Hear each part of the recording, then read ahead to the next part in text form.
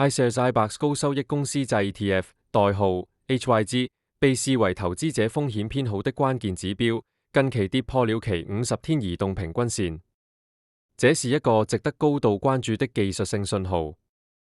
高收益債券因其發行公司信用評級較低，對市場情緒極為敏感。HYG 的下跌通常預示着投資者風險偏好正在減弱，要求更高的風險溢價來承擔潛在損失。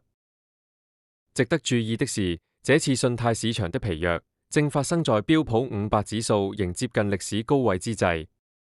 這種股債市場的背離，在歷史上往往預示着股市可能面臨波動，值得投資者深入分析。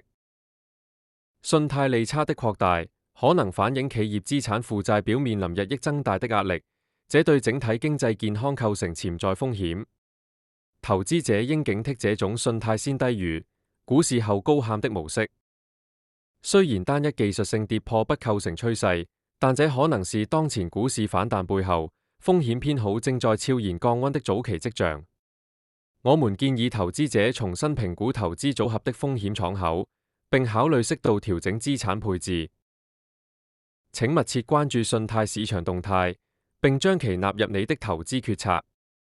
立即審視你的持倉，確保你的策略能有效應對潛在的市場變化。Thanks for watching. That's all for today's update. Don't forget to like, subscribe, and hit the notification bell for more in-depth market analysis. See you next time.